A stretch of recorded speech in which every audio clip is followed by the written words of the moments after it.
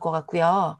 제가 박한선 선생님 모시고 이렇게 진행했다는 게 너무 꿈 같고요. 사실은 이걸 기획한 지 굉장히 오래됐잖아요. 제가 한번 부탁을 드렸고, 근데 이게 분위기가 잘 안 나왔는데, 코로나 덕분이에요, 이게. 코로나 덕분에 이렇게 줌으로 이런 걸 할 수 있게 된 지금을 이렇게 감사하게 될지를 몰랐어요. 저는 사실은 어르신 운동을 많이 지도를 했었고요. 아까 그 골다공증 굉장히 위험해진다고 했잖아요. 그렇지만 그걸 두려워할 게 아니라 그러면 거기에 대비하면 되잖아. 그래서 넘어짐 예방, 감각 자극, 이 운동 프로그램, 치매 뭐 이런 쪽으로 제가 운동 프로그램들을 진행해 왔었고요. 이런 공부를 하다 보니까 어 이거 그냥 이거 노화의 문제가 아닌 것 같아. 우리 인간 전체의 문제야. 지금 보면 이 엠마 발표가 됐잖아요. 이거는 우리가 자신을 잘 인지하지 못하는, 어웨어하지 못하는 감각 자극을 움직이질 않으니까. 그리고 그 움직임에 대해서 우리가 인지를 잘 못하니까. 그럼으로써 생기는 문제가 아닐까. 이런 생각들이 들면서 저는 질 좋은 움직임을 통한 근막 슬라이딩, 근육과 내장기를 싸고 있는 근막 슬라이딩 존에 많이 분포된 이런 감각 수용체들이 잘 우리 뇌에 전달이 된다면 소통이 잘 이루어지고 좋은 바디 어웨어니스, 바디 이미지를 갖게 돼서 이러한 일은 일어나지 않을 것이다. 이게 신체 활동 부족병이 아니라 내가 나를 인지하지 못하는 어떻게 보면 감정 노동인 거죠. 내 몸에 뭔가 신호가 왔을 때 거기에 내가 반응하지 못하는 이러한 현대를 살아가는 우리들의 문제가 아닐까. 그렇게 하면서 제가 이렇게 풀어가 봤어요. 몸을 느끼지 못하는 현대인들의 그런 문제가 아닐까. 그러면서 요즘에 핫하게 떠오르게 된 섬욕, 이런 것들에 대해서 좀 많이 알려드리고 싶었고요.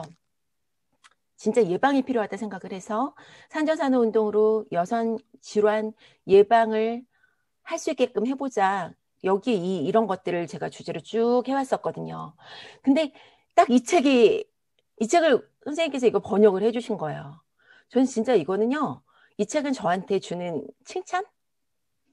이게 번역을 안 해줬으면 선생님 저는 이 책 못 읽었어요. 제가 영어가 그만큼이 안 되기 때문에 선생님처럼 그렇게 방학 때 잠깐 이걸 번역해낼 수 있는 실력이 안 되기 때문에 아마 이런 책이 있는 줄도 모르고 저는 그냥 고군분투하고 있었을 거예요. 근데 이 책을 딱 발견하고 나서 제가 엄청나게 자신감이 생긴 거죠. 아, 이렇구나. 잘해왔구나. 여태까지 잘했구나.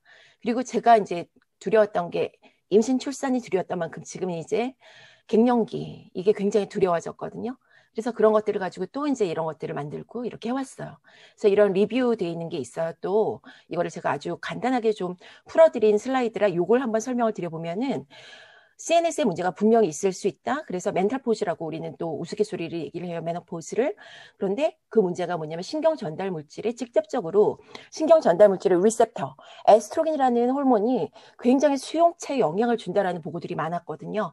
특히 신경 전달 물질 중에 세로토닌, 도파민, 노르아드레날린 이게 잘 유지가 돼야 되는데 노르아드레날린만 그냥 그렇고 도파민, 세로토닌 이렇게 낮춰버리니 어떻게 되냐면 쌈딱이 되는 거예요. 여자는 폐경될 즈음에. 근데 중요한 게 뭐냐면 페리메노포즈인 거예요. 정말 배란이 끝났다, 생리가 끝났다, 폐경이 됐다 할 때 이런 문제가 생기는 게 아니라 그 주변기부터 우리는 힘들어요. 마흔 되면 힘든 거예요. 몸도 힘들고 정신도 힘들어. 근데 어느 누구도 우리 얘기를 들어주질 않는 거예요. 네가 까칠한 거야. 네가 너무 예민한 거야. 뭐 이런 거죠. 우리가 예민한 게 아니라 니들이 너무한 거야. 좀 공부 좀 해서 우리 좀 알려주지. 우리 좀 어떻게 좀 해주지. 왜 이렇게 우리한테 그냥 예민하다고만 하고 까칠하다고만 하고 우리 얘기를 안 들어줘. 이런 얘기들이 요즘에 많이 책으로 나오고 있죠. 중추신경계에 문제 있어서 시상하부에 문제가 생기는 거예요. 그러니까 어떻게? 이런 문제점들. 이게 다 뇌에서의 몸과 뇌, 마음의 소통의 단절인 거거든요. 그리고 그 이후에 이런 비뇨생식기, 뭐 털손실, 세중 증가, 골목이 이 문제는 나중에 문제인 거. 이거는 우리가 이거는 이해할 수 있어. 늙어가는 거니까. 근데 늙어가는 건데 갑자기 확 늙어버리니까 많이 허탈하지만 이건 내가 어느 정도 대비할 수 있어. 그렇지만 우리가 힘든 건 뭐냐면요. 중추신경계 문제인 거예요. 중추신경계 문제. 이거 어떻게 대비할 수 있는 방법 없을까? 찾아봤더니 있더라고. 너무 신기하게도. 그 얘기는 오늘 다 못할 것 같고 이거는 넘어갈게요. 이것들은. 그래서 제가 이렇게들 쭉쭉쭉쭉 진행을 해왔고요. 이런 소통의 문제에서 제일 중요한 게 호흡. 횡격막이 잘 수축하고 이완돼야 되는데 우리 여자들은 애 낳고 나면 횡격막이 기억 상실증에 걸려본 횡격막이 조절되는 게 근데 횡격막이 너무 중요한 게 뭐냐면 여기에서 몸과 마음의 소통을 하게 된 아까 근막 슬라이딩을 얘 키는 바로 횡격막이라고 저는 생각을 하거든요. 근데 이게 딱딱하게 굳어서 엄청 따서 움직이질 않아. 그래서 저는 뭐부터 강조하냐면 횡격막 스트레칭, 내쉬는 거예요. 부글부글. 이렇게 물방울 만들기, 소리 내기. 이 물속에 들어가기 너무 힘들더라고, 사람들이. 그래서 소리를 내서, 미주신경 활성화 운동법으로 만들게 된 거죠. 그래서 그렇게 달래보자. 그리고 골반저 근육 너무 중요하거든요. 이런 것들을 제가 다 만들어서 사실은, 골반저 근육은 사실은 꼬리나 움직이는 근육이었는데 우리 인간은 어떻게 받치고 있으면서 그리고 또 교감신경 항진으로 힘들어졌어. 그래서 똥누기가 힘들어요. 그래서 치질 환자가 많고요. 아이 낳기가 힘든 거야. 그래서 이걸 어떻게 우리가 관리하면 좋을지. 그리고 이걸 심리학적으로 보니까 트라우마 치료에 있어서 이렇게 골반절을 어떻게 이완해주면 좋을지 뭐 이런 내용들이 너무 잘 나와 있는 거예요. 그래서 이런 것들을 다 종합해서 보다 보니까 결국엔 이렇게 내가 내 몸에 신호를 잘 뇌줘서 자율신경계를 내가 잘 조절할 수 있으면 우리는 행복하게 살 수 있을 것 같은 거죠. 살 수 있을 것 같은 거죠. 살 수 있죠. 그래서 어떻게 하면 이렇게 미주신경을 활성화시켜 줄 수 있고 그래서 교감신경 항진증으로 갈 수밖에 없는 이런 현대인의 삶을 다시 자율신경계가 유연하게 소통할 수 있고 내 몸을 내가 통제할 수 있게끔 막 이렇게 교감신경의 항진에 의해서 내가 나를 통제 못하고 내가 지배당하는 그러지 않게끔 할 수 있을까 이런 걸 이제 운동 프로그램으로 만들어 봤죠. 그리고 거기에서 효과를 받으신 분이 바로 햇버님이에요. 햇버님이 바로 자궁하수증 환자였거든요. 저를 만나기 전에 너무나도 힘들어 하셨었고 아까 말씀하신 자연주의 출산 질식분만으로 4.3 아기를 셋이나 낳았어. 그리고 독박 육아했고 임신 중에 이사를 2번이나 했잖아요. 그리고 그 와중에 가정사로 스트레스 엄청 받았어. 이 모든 거를 다 갖고 있었던 분이었어요. 이런 내 몸에서 내 뇌에 주는 신호들을 잘 알아차리는 그러한 곳이 바로 섬엽이고요. 이 섬엽을 잘 알아차릴 수 있을 때 우리는 불편감, 우울증, 통증으로부터 우리는 해방될 수 있을 거라고 저는 이제 믿어요. 그래서 이런 것들 제가 알려드리려고 노력을 했고요. 이거예요. 제가 정말 이 박한 선생님 모시고 말씀 나누고 싶었던 이유가 제가 산전산후 이런 뇌 뭐 이런 그 어르신부터 해서 했는데 요즘에 이거는 원래 2017년도에 네이처 뉴로사이언스 이쪽에 이제 발표가 되면서 연구가 된 거는 알고 있었는데 이 연구를 가지고 임신과 동시에 여성들은 뇌가 퇴화된다. 그리고 이걸 잘 관리해주지 않으면 치매로 가기 쉽다. 뭐 이런 식으로 최근에 산전산후 그 운동을 강의하시는 선생님들이 교수님들이거든요. 그렇게 홍보를 하시더라고요. 너무 화가 났어요. 사실은 이 연구는 그런 연구가 아니었거든요. 1960년대에 이 프레그넌스 브레인은 1960, 70년대에 발표가 되면서 여자들아 너 사회 진출하지 마. 집에서 애나 키워. 뇌가 이렇게 퇴화되는 거야. 근데 요즘에는 어떤 연구가 되면 이런 연구가 나오면서 그런 줄 알았는데 아니야. 이거는 기능적으로 뇌의 가소성이고 아이를 낳을수록 그리고 더 양육을 많이 할수록 더 인지 능력이 좋아지고 뇌는 더 기능적으로 더 소통하고 공감하는 뇌로 발전될 수 있어. 그리고 심지어 남자도 양육에 동참하고 지지하고 연대해주면 남자의 뇌도 이렇게 변한다? 뭐 이런 연구들이 지금 쏟아져 나오고 있는데 왜? 여자들이 애를 안 낳으려고 하니까 이런 연구에 이제 지원을 해주겠죠. 근데 이거를 우리나라에서 지금 이제서야 그런 식으로 홍보하는 거 보고 제가 너무 화가 나서 사실은 엄마들의 몸공부라는 책을 쓰게 된 거예요. 그런 거 아니라고. 그리고는 올해 나온 따끈따끈한 연구고요. 거기에 지금 이게 연구물이 아직 이제서야 나왔거든요. 제가 먼저 연구물 발표되기 전에 나온 거고요. 지금 박한선 선생님이 너무 잘하시는 내용일 거예요. 뇌의 퇴화 연구. 지금 저는 잘 몰라요. 그렇지만 이런 헤럴드라든지 파사 이펙트라든지 이런 것들은 뇌의 퇴화거든요. 노화 과정.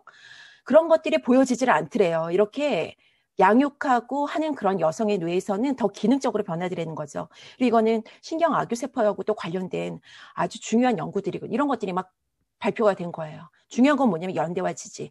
사회적 동물에게 꼭 필요한 이 옥시토신에 의해서 엄마가 지지받고 뭔가 그랬을 때는 좋은 영향을 받을 수 있는 반면에 완전 독박 육아 그리고 지지받지 못하고 연대하지 못한 심지어 할머니일지라도 할머니 양육일지라도 그랬을 때는 뇌는 퇴화될 수밖에 없다라는 거. 그리고 이 호르몬과 그리고 이런 우리 behavior 이 행동 여기에 관련된 이 연구에서 보시면 이때로 돌아가야 된다라는 거죠. 연대와 지지 사회적 동물에게 꼭 필요한 이것이 지금 아빠가 남편이 이렇게 도와주지 못한다면 정말 그 여성들은 이제 더 이상은 애를 안 낳으려고 할 거예요. 이게 남성이 아니라면 아빠가 못한다면 할머니. 그러면 이게 뭘로 가능할 수 있을까요? 이건 돈밖에 없어요. 왜냐하면 여성들이 자아실현을 위해서 사회활동을 하는 사람도 있지만 지금 박한 선생님 말씀해 주신 것처럼 어쩔 수 없이 돈 벌러 나갈 수밖에 없는 게 바로 현대인의 삶이거든요. 근데 이걸 누가 해줘야 되죠? 정부가 해줘야죠. 정부가. 그거를 그냥 애 낳으면 돈 몇 푼 줄게. 뭐 이런 식으로 가면 안 돼요. 이 연대와 지지. 우리가 이렇게 편하게 뭔가를 할 수 있게끔 할 수 있는 그 경제적인 뭔가 서포트? 이게 그냥 단순히 애 낳으면 얼마를 준다? 뭐 한다? 이런 게 아니라 지지해주고 뭔가 서포트해줄 수 있는 문화를 만들어 줘야 할 것 같아요. 그리고 저는 지금 굉장히 흥분할 수밖에 없는 게 이 인간 공유지에 어떤 풀이 자라고 있을까 이거를 제가 또 울컥하는데 이건 마무리는 박한 선생님께 넘길게요. 인간 공유지. 이 인간 공유지에 대한 경우는 현관의 클래스에서 박한호 선생님이 이제 여성의 산후 우울증 관련된 얘기를 이제 하시면서 아니면 또 정신질환에 대해서 사회가 어떻게 규정하는지 그런 얘기들 하면서 사회적인 그런 게 필요하다 이런 얘기를 하셨던 그 부분이 감동적이셨던 것 같더라고요. 좀 진정되시나요, 선생님? 제가 잘 네, 그래서 제가 오픈 채팅방에도 한번 그때 옮겨왔었는데요. 네, 너무 감동적이었어요, 선생님. 인간은요, 근데, 네, 뭐, 그렇게 감동적으로 보셨다니까 저도 영광입니다. 근데, 인간은 그렇게까지 이상적인 존재가 아니에요. 인간은 험난한 진화적 환경 속에서 어떻게든 생존하기 위해서 살아왔던 그런 여러 가지 부족하고 또 좀 불완전한 그런 것들이 엉켜있는 그 존재가 바로 인간입니다. 신체도 그렇고요. 마음도 그렇죠. 그래서 우리는 항상 모든 게 완벽하기를 바라죠. 완벽하기 바라고 그 완벽이 뭔지에 대한 기준도 사실 애매한 상태에서 사회, 문화, 국가 이런 상황에서 자신이 처한 가장 어려운 이제 숙제, 뭐 아이를 낳고 키우고 번식하고 또 늙고 병들고 이런 것들을 해결해 주기 바랍니다. 근데 사실 그건 해결하기가 대단히 어려운 문제입니다. 그럼에도 불구하고 한 가지 희망이 있다면 이 과거의 인류가 살던 방식에서 우리가 답을 찾을 수 있어요. 우리는 모두 서로 돕고 살았습니다. 하지만 쌍판 모르는 사람을 돕지는 않아요. 여기 강의를 들으시는 여러분들께서 40km 떨어진 어떤 가정에 아이를 양육하기가 어려우니 가서 네가 도와라 하면 돕겠습니까? 내 아이도 바빠 죽겠는데. 그래서 결국 남편 그리고 아내, 즉 엄마와 아빠 그리고 할머니 또 일가 친척들 그들이 어떻게 하면 아이를 최선을 통해서 가장 잘 키울 수 있고 그러한 선순환의 구조가 다음 세대까지 계속 이어질 수 있을지를 알 수 있어야 되는데요. 그러지는 않고 있죠. 뭐 공유질환 얘기는 사실 다양한 맥락에서 쓸 수 있지만 저는 가장 두려워하는 게 바로 할머니 자원을 우리가 너무 남용하고 있다는 생각이 들어요. 사실 우리 시대의 할머니들은 전혀 경제적인 대가나 혹은 사회적인 영광이 없음에도 불구하고 자녀한테 헌신적으로 봉사하고 손주한테까지도 그렇게 하셨거든요. 근데 이게 거의 고갈되어 가고 있습니다. 여러분들도 이제 조금 있으면 할머니가 되실 텐데 그렇게 하실 수 있겠어요? 그러면 이제 그 다음은 어떻게 해야 되죠? 아이를 양육한다고 하는 이 엄청난 작업을 지금 한국 사회는 남자가 해야 된다, 여자가 해야 된다 이런 1차원적인 주장 가지고서 싸우고 있어요. 이게 남자가 해야 되는 거, 여자가 해야 되는 문제가 아니고요. 둘 다 모든 에너지를 써도 부족한 게 자녀를 키우고 양육하는 과정이거든요. 근데 그거에 대해서 그렇게 이야기하면서 네가 해야 된다, 내가 해야 된다고 하면서 좀 빠지려고 하고 있는데 그게 좀 걱정입니다. 뭐 해결책은 없다고 생각하지만 저는 가장 해결책이 딱 하나 있다면 그래도 남아있는 할머니 양육을 위해서 우리가 무엇을 사회적으로 지지해주고 도와줄 수 있을 것이냐 그리고 아이를 양육하기로 결심한 엄마를 위해서 우리가 어떤 이제 도움을 줄 수 있을 것인지 그거에 대한 고민을 좀 해주셨으면 좋겠다는 생각이 듭니다. 아마 이 수업을 들으시는 여러 선생님들께서는 그런 부분에 대해서 조금 문제의식을 가지고 있다고 생각하실 텐데요. 여러분들의 따님들 중에서 나는 애 볼 테니까 집에서 아기 보는데 집중하고 이제 직장생활 같은 거 하지 않을래라고 하면 아마 다들 손살을 치실 거예요. 넌 그러면 안 돼. 이러실 거예요. 저는 잘 모르겠어요. 그게 과연 누굴 위해서 우리가 뭐 국가를 위한 노동자로서 평생 살아야만 그게 과연 정답인 건지. 네. 여성이 대학교에 5%밖에 못 가던 시절에 대학도 가고 직장도 가던 그런 여성들이 아름답고 멋져 보였던 시대가 아니란, 아이도 돌보고 가정도 꾸리고 아이한테 좋은 엄마가 돼줄 수 있는 여건을, 그런 상황을 요구할 수 있어야 된다고 생각을 합니다. 자녀, 가족의 희생을 담보로 해가지고 과연 여성들이 얻은 게 뭔지 잘 모르겠어요. 네, 맞아요. 지금 오셨던 것처럼 복직이 가능하다. 저는 그것도 반드시 필요하다고 생각합니다. 저는 그것보다 더 중요한 건 여성들이 아이를 낳는 최저 연령이 20대 중반이거든요. 그래서 20대 중반에 아기를 낳고 다시 사회 생활을 할 수 있는 그런 여건이 됐으면 좋겠어요. 지금은 아니에요. 지금은 나이가 30만 조금 넘어가면 사실 신입사원으로 채용되기 불가능하거든요. 그러니까 사실 그런 선택을 할 수밖에 없는 거죠. 그러니까 회사 입장에서도 젊은 여성을 고용해서 채용해서 쓰면 좋겠죠. 아이도 없는 젊은 여성을 채용하는 게 유리할 거예요. 아이가 있으면 여러 가지로 좀 비용도 많이 들고 하겠죠. 근데 그게 장기적으로 사회에 어떤 의미를 가지고 있을지에 대해서 고민을 해봐야죠. 어떤 면에서는 다 지금 당장의 이익을 위해서 미래 자원들을 고갈시키고 있는 것이라고 생각합니다. 이걸 뭐 그냥 단속적으로 이 현대 한국 여성들은 뭐 이기적이라서 애를 안 낳아, 애국을 안 해, 뭐 이런 식의 얘기하는 그런 식의 낮은 수준의 진단과 분석으로는 해결될 수 없는 문제라고 생각합니다. 임상원 선생님 하시다가 울컥해가지고 다시 교수님이 받았는데, 네네.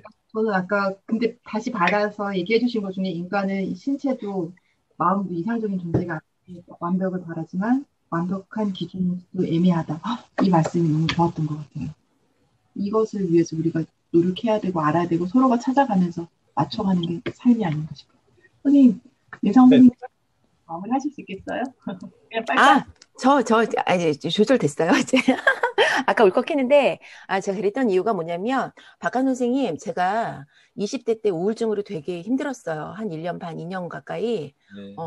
그리고 그 당시에 굉장히 나에 대한 벽을 많이 쌓고, 더 막 강한 척, 센 척, 그리고 막 그러기 위해서 더 노력했고, 했었는데, 이제 그거를 이제, 이렇게 나이를 먹고 이제 아기를 낳고 기르고 뭐 이렇게 하다가 제가 느낀 건, 저는 선택을 했죠. 일을 어느 정도 놨어요. 아이한테 이거를 배분을 하기 위해서 놨는데, 그러면서 아이를 기르면서 키우면서 제가 굉장히 많은 공부가 됐거든요. 그때 내가 이렇게 약하고 이렇게 완벽하지 못하라는 걸 이렇게 창피하지 않고 이렇게 내보일 수 있게 된 이후로 참 많이 편안해지면서 그다음부터 다른 사람의 어려움들이 보이더라고요. 거기에 있어서 선생님의 말씀이 이렇게 확 울컥하게 제가 왔던 것 같고요. 지금 우리 현대인들이 이렇게 이기적일 수밖에 없거든요. 왜 생존이 먼저고. 그렇기 때문에 파르륵 교감신경, 방위체계부터 먼저 이렇게 될 수밖에 없는 우리 인간들이 너무나 나약하고 너무나 이렇게 연약한 존재라는 거를 서로가 인정을 해주고, 나부터 인정하고, 그런 삶이 됐으면 하고요. 지금 달려가서 도와주지는 못해도요. 제가 이 엄마들의 몸 공부를 하면서 제가 느낀 건 뭐냐면, 이렇게 채팅창에서, 그리고 우리 카페에서, 그리고 이렇게 준 강의로 이렇게 지지해주고 연대하는 거, 이 상황에서도 막 옥시토신 뿜뿜하는 것 같아. 옥시토신 꼭 이렇게 막 스킨십만 해야 옥시토신이 아닌 것 같다라는 느낌이 굉장히 많이 강하게 왔어요. 그래서 우리는 완경, 폐경 이후에는요, 좀 여유가 있거든요. 아까 말씀하신 대로 시간적 여유도 좀 있으려고 하고요. 마음도 이렇게 조금 더 이렇게 되고요. 이래요. 근데 문화적으로 넌 이제 끝난 여자야. 뭐 이제 할머니가 뭐 하려고 그래. 뭐 이래버리면 우리는 이제 더 이상 우리 에너지를 어디에 쓸 수가 없어요. 근데 이 문화가 이제 너는 정말 현명한 한 인간이 됐구나. 이제 너는 사회를 위해서 뭔가 정말 일할 수 있는 아주 가치 있는 여자야. 이런 문화가 형성이 된다면 이 우리 폐경된 여성들이 정말 이 문화를 만들고 뭔가 할 수 있지 않을까. 네. 저는 그 생각을 하고 있어요. 그래서 같이 그렇게 갈 수 있는 엄마들이 많이 생기기를 바라요.